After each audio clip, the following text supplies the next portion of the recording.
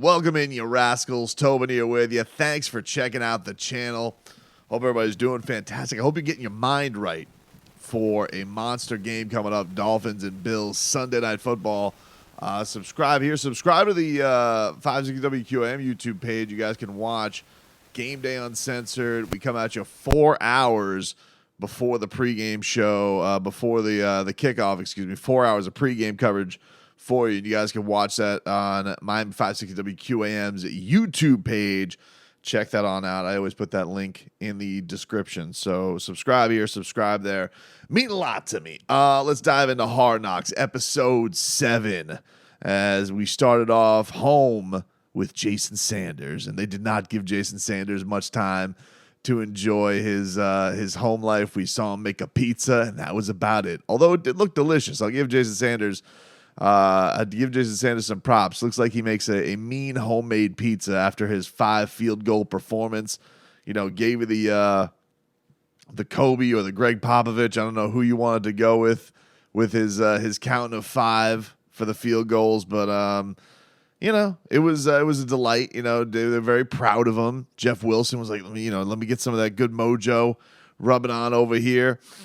And then, you know, that was fun. Tua was doing is it Drewski, the guy, you see him, he's in the Jimmy Butler commercials. Piss my number to time.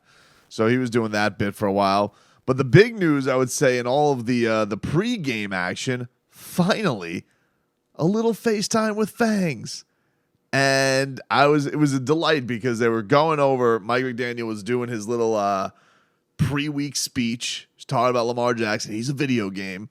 And who's in the back discerning all of this but none other than Vic Fangio. Now, mind you, we've still yet to be in a Vic Fangio meeting. We have not seen a Fangs meeting. We do not know what a Fangs breakdown looks like.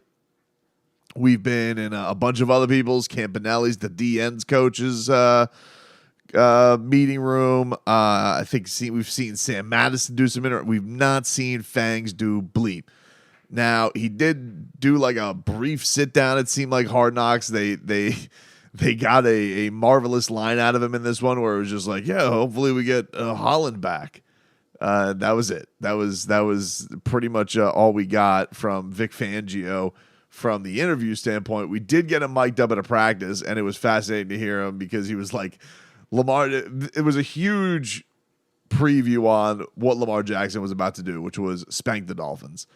And he was explaining to one, I think it was Darrell Bevel. I don't remember which coach it was, but it was talking about Russell Wilson. And he's like, Lamar Jackson makes Russell Wilson look like you and me. I was like, damn, Vic Fangio's like, he's like, this guy's good. He's good. So they do a big feature on him. They tried doing scout team with Skylar Thompson, to which Tyreek Hill appropriately says to Skylar, you're way too slow. Let me be scout team quarterback. They show some Cheetah highlights from high school and all of his glory that he was bringing to the table. And it was a delight. Then the big feature then the big swing of Hard Knocks goes into all the injuries they're dealing with. Was some fascinating things to showcase in this. Omar Kelly pointed out on Twitter. I didn't even notice this during the episode, but I saw him on Twitter point out that Devon Achane was walking in a boot all week because of his turf toe. Still gave you 100 yards rushing, so that was impressive, of course, from Achane. They talked about Mostert, his injury. He basically wasn't going to go. Same thing with Jalen Waddle. They did give you a little bit of stuff on Tua because Tua was dealing with the thumb injury in his left thumb, and he was explaining like, yeah, it was swelling up. It was bad during the game. He hit it on the helmet of a Cowboy, and it was getting hard to grip the football. All the more, you should give him a little credit for that game-winning drive that he put the Dolphins on. You know, took calls today. A lot of idiots who were like, oh, Tua's not the guy. Tua sucks. I'm just like, all right, dude. Thank you for your. I know you've been waiting 9 weeks to get that taken, so thank you for that, and thank you for trying to get me to rename our Tua. That will not be happening for right now. And please take that take elsewhere if you don't mind. I got to get my mind right for the Bills. I got to get my mind right to have Tua shake the primetime allegations that he's not lefty Kirk Cousins, that he's going to come out here, he's going to slay, the Bills dragon and move them on into the 2 seed. And that's the way I gotta have my mind right for it. But it was a fascinating thing to see. They do a lot on Javon Holland, who was making his comeback. They talk about how much he's so mature, and don't think anybody who's not a Dolphins fan really learned a lot from that. I think everybody knows Javon Holland's awesome. There was an interesting thing where the safeties were having dinner at, I guess, Javon Holland's house, and I love these things that that Hard Knocks, they've done this a couple times where they have the position groups meet for a meal and then pretend like, hey, let's talk some football. Let's talk Vic Fangio's system over some baked ziti. And they're just saying, oh, man, Vic Fangio's system gives you a lot more freedom, but it's tough to learn. And I just thought that was hilarious. I was like they did this, I think it was like episode 2 with like the guards. And they're like, oh, Max Crosby. I was like, that's what you're talking about, Max Crosby? Like you're out at you're out at this fine establishment eating. And you're like, hey, let's talk some Max Crosby, guys. So that was hilarious. They go into a little practice setting. Mike McDaniel, he's laughing because he made Melvin Ingram flinch because he's a beast. And then he went over to Tua and challenged him to a lefty thumb war, which is funny, but also not funny because Tua's thumb apparently is a little messed up. So that was funny. And then Tua wanted to steal the Tommy DeVito, and he wanted to do a secret handshake with linebacker coach Anthony Campanelli, who always has his crazed speeches, and basically just wants to do a double clap, blup, blup, and then do this. So that was cool. And then they did a little GoPro montage with Tua and the whole GoPro, the importance of that. More of a visual thing, but it was a cool thing to check out. They did.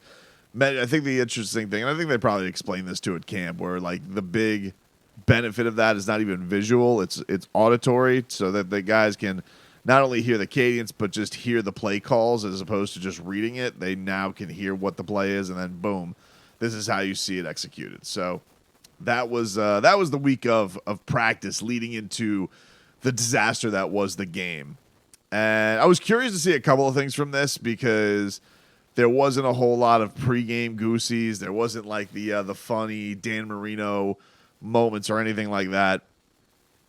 It was basically like Tyreek Hill, let's ball out. Like, all right, cool. The only thing that was I was curious about was what was Tyreek Hill's reaction going to be to his drop touchdown. I wanted to know what that was going to be because he looked very smiley when it happened, and true to that, was very smiley when it happened, and it was like, that was too easy for me. It was like a layup. And it's like they're all so adorably ignorant to what beatdown is about to happen because the game is lost in that moment. And little do they know that they're yucking it up over this. Like, yeah, harmless mistake. I'll get another one. And, like, you'd never be in that kind of position to win the game again. And so you probably don't take it as lightly in that moment. I'm not blaming them. I just thought it was fascinating. It's like, oh, these poor souls, they don't know the future about what's going to happen. So, they're getting drubbed. They're down 28-13. Mike McDaniel's telling Duke Riley, make sure our personality is right. He's telling Tua, take a deep breath and smile. And he's telling at halftime, focus on playing for each other. The frustration is only because of expectations, and who gives a bleep about that? And after that speech, immediately Justice Hill, of course, goes and runs it nearly to the end zone, and Duke Riley comes out with, who doesn't love adversity? And Christian Wilkins is like, I love adversity. And I'm just like, I'm thinking to myself, there's been way too much of it in this game. But, what else are you supposed to say, I guess, in that situation? Then there was an adorable part where Mike McDaniel goes, we need the ball back, buddies. And Zach Sealer it on up. Gets the fumble strip. Now, they took some liberties with editing here because they made it seem like Zach Sealer gets the strip, and then Tua leads him on a touchdown drive, which that didn't happen that way. I was actually curious to see the reaction of gets the ball back, and then Tua gives the ball right back to the Ravens. And they didn't show that, and I was a little pissed at Hard Knocks for that. Like, dishonesty in the editing there. You made it seem like this was a movie, and we all know what happens in the game. I don't know why they did that. Why didn't you just show what happened? Very strange.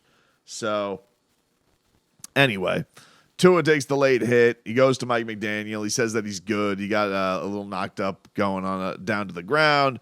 And then you have the worst part of the episode, which is, of course, Bradley Chubb and Bradley Chubb's injury. And this has not gotten any less brutal. It was terrible with Jalen Phillips, and it was terrible with Bradley Chubb. And Bradley Chubb, you see poor Zach Sealers on his knee praying for his teammate and praying to the Lord that Bradley Chubb's okay. Duke Riley, they go to him in the locker room afterwards. He's distraught about what had happened to his teammate, his friend.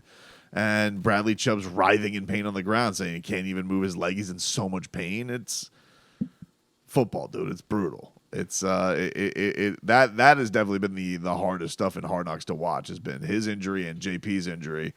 Been really, really rough. So, Mike McDaniel gave a speech to Tua, and he was like, we have to take this ass whooping and apply it. We can't. We have to guard against human nature. And then Tyreek Hill simply, I think, put everybody, put it all a bow on it in the right way, where he just kept walking off the field, just going, I can't believe this. I can't believe this. And you don't want to believe it, because you want to believe this team is different, but then you have the last 23 years and everybody's got their scars. So nobody is in a very faithful place right now. So very, very tough watch, this Hard Knocks. I would not say one of my favorite episodes of the season, but a necessary one to digest, because you can't run away from the pain. You have to relive it in cinematic HBO form with Liv Schreiber narrating your pain.